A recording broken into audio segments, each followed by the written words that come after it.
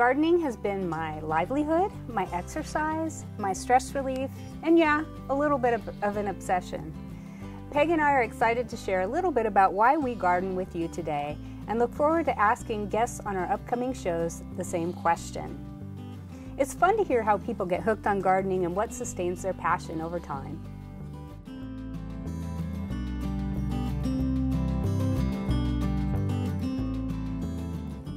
Colleen, you're a self-proclaimed plant geek. Have you always been one? Yes, since I was little, I have always enjoyed flowers, flower arranging, and I remember when I was a kid, my sisters and I would ride our bikes to the local botanical garden, and we would fill the baskets on the front of them with hydrangeas. And then in our backyard, whenever the Carolina jessamine was blooming, I would weave the vines through the chains of the swing set and then make living crowns out of them. But I think my favorite memory from childhood is eating warm plums right off the neighbor's tree. And come to think of it, I got in a lot of trouble for picking things that I wasn't supposed to. You also are known as a bug person. Yeah. How did that happen? I don't know. I used to collect a lot of bugs in my backyard and when we were camping. In particular, I remember the giant iridescent fig beetles that are like this, that would fly around our neighborhood. And they're so loud, they're like the spruce goose when they come by your head. And I've always been obsessed with insects. What would you say your gardening style is? Well, it's changed over the years. Like you probably, like most gardeners, I've killed a lot of plants. I've had some garden mysteries and failures, and I think my style nowadays is that I've eased off of the type A gardening, I think, those personality traits, and so I've learned that a garden's an ecosystem that benefits from being a little messier. And so my new mantra is, bless this mess. Which is more fun to garden that way. My garden's a little more natural and wilder, and the creatures are really what excite me about the garden these days. Not just the plants and the gardening process, but that diversity. So making the garden more diverse, and of course keeping up with the weeding. That's always a goal, right? Yes. I know it's really hard, but could you pick some favorite plants? That is hard. And if I had to narrow it down to 3, I would say our native tree, our big leaf maple. That is just one of my favorite plants. Also thalictrum, which is a perennial called meadow rue, is definitely a favorite. And then lily bulbs. Oh, I love lily bulbs. Me too. Perennials, any kind of perennials, are an addiction for me. I love to arrange them for flowers. I love that they bloom at all different seasons, and I love to photograph the insects that come to the flowers. And more than ever, I know you know this, pollinators, our native pollinators, and food for them is so important. Mm-hmm. And the flowering perennials really help with that.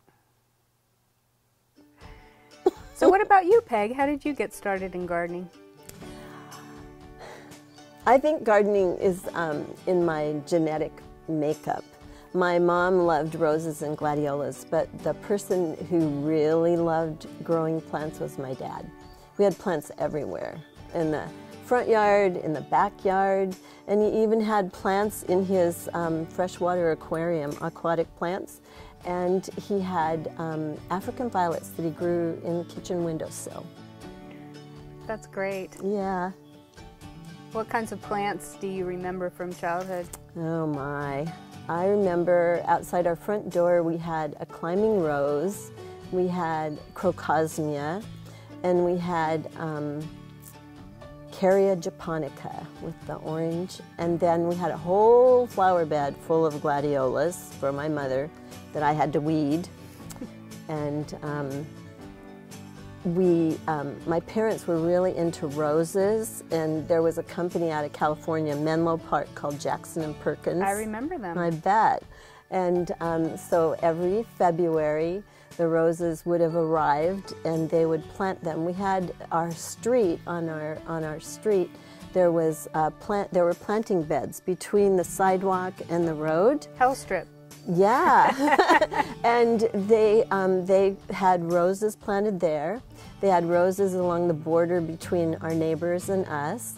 And the very first plants I ever planted was a packet of zinnia seeds that I planted out in that planting bed with the roses, and every zinnia grew.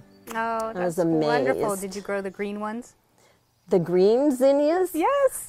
They probably didn't even have them back then. That's how old I am. They were just every color, you know. They were beautiful. Oh, that's wonderful. Yeah. I know that for my childhood, the flavor of homegrown plums and apricots in particular bring back memories for me. Yes. My memory along those lines was in our backyard. We had a plum tree.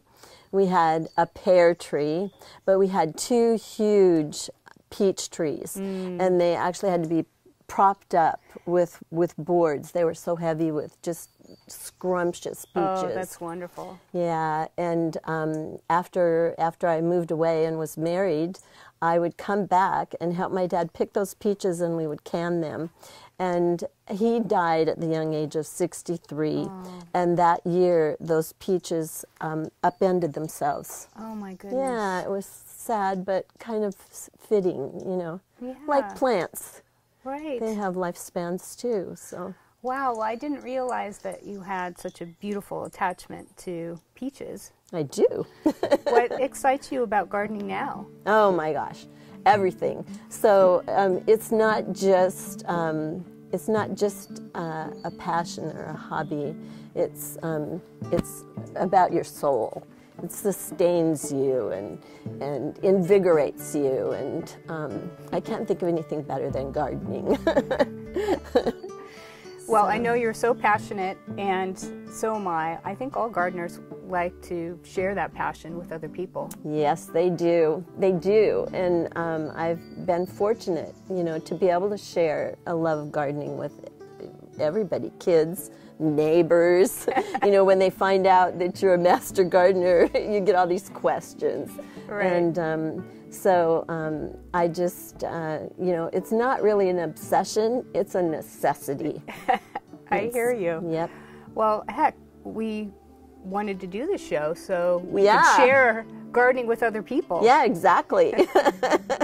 And we look forward to asking guests on our upcoming shows why they garden. And for you watching today, it's something to ponder. Why do you garden?